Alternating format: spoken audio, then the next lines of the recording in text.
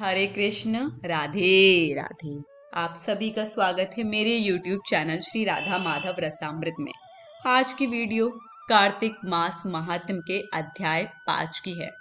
पिछले अध्याय में हमने जाना कि कार्तिक स्नान करने से मनुष्य को क्या फल प्राप्त होते हैं।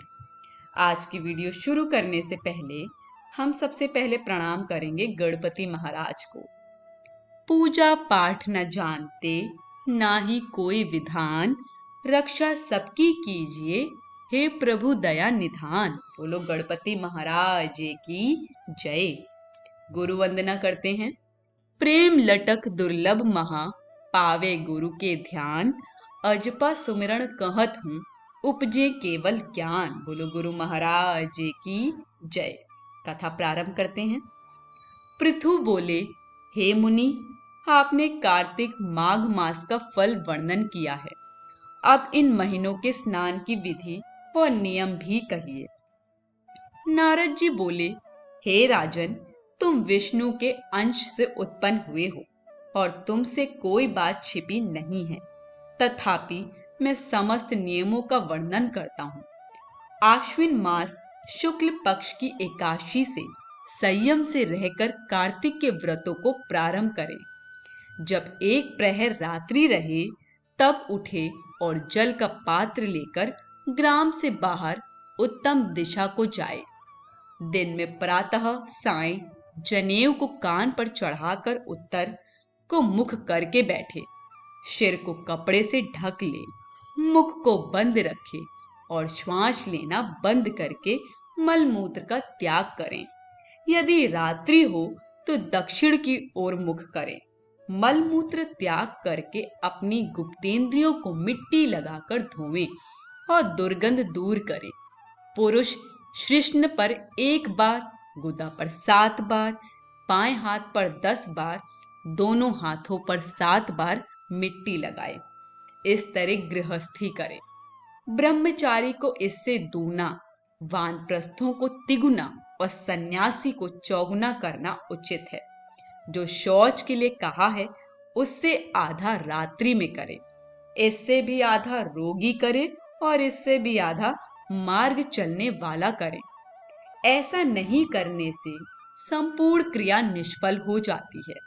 जो व्यक्ति मुख शुद्ध नहीं करते हैं उनको मंत्र फलदायक नहीं होते, इसलिए दातुन आदि करना उचित है। दातुन लगाते समय वृक्ष से कहें, हे वनस्पति, हमको आयु, बल, यश, तेज, संतान, द्रव्य, वेद पाठ की शक्ति और बुद्धि दे।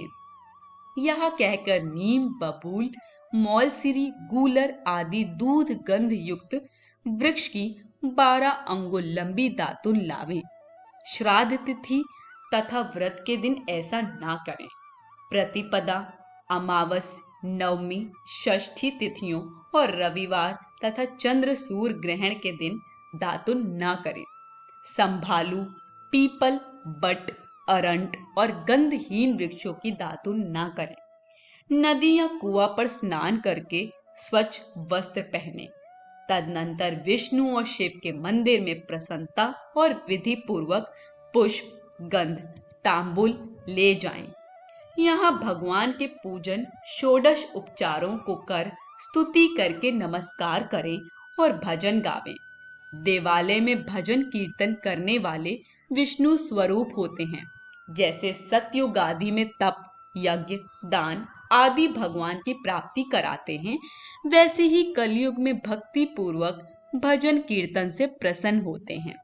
हे राजन, मैंने जब भगवान से पूछा कि आप कहाँ निवास करते हो, तब वह बोले, हे नारद, मैं बैकुंठ अथवा योगियों के हृदय में नहीं रहता हूँ। मेरा निवास भक्ति और कीर्तन में है। गंध आदि से पूजन करने से मैं इतना प्रसन्न होता हूँ कि जितना कि मैं अपने पूजन से नहीं होता। जो मूढ़ नर पुराण, कथा और मेरे भक्तों का गान सुनकर मेरी निंदा करते हैं, वे मेरे दोषी हैं। सिरस, धतूरा, कटेरी, मल्लिका, सेमर, आख, कनेर, फूल तथा अक्षतों से विष्णु की पूजा नहीं होती और जय, कुंद, सिरस, चमेली, मालती, केतकी आदि के फूलों से शिव की पूजा नहीं होती। तुलसी पत्र से गणेश जी की, दूब से दुर्गा की, अगस्त के फूलों से सूर्य की पूजा करना उचित नहीं है। यथा योग्य विधि से देवताओं की पूजा करके भगवान से क्षमा प्रार्थना करें कि हे सरेश्वर, हे देव, मैंने मंत्रहीन, भक्तिहीन और क्रियाहीन पूजन किया है, अतः मैंने आपकी जो कुछ भी पूजा की है वह परिपूर्ण हुए। फिर प्रदक्षिणा करके दंडवत प्रणाम कर भगवान का कीर्तन और स्तुति उनकी प्रसन्नता के लिए करें। जो कार्तिक की रात्रि विधि पूर्वक विष्णु और शिव का पूजन करते हैं वे अपने पूर्वजों सहित निष्पाप होकर बैकुंठ को पाते हैं। आज की कथा यहीं समाप्त होती है। हम जान ही गए हैं कि कार्तिक मास का कितना महत्व है, इसलिए हमें कोशिश करनी चाहिए कि इस इतने महत्वपूर्ण समय को यूं ही ना गवाते हुए ज्यादा से ज्यादा समय भक्ति में व्यतीत करें। सभी को हरे कृष्ण, राधे राधे।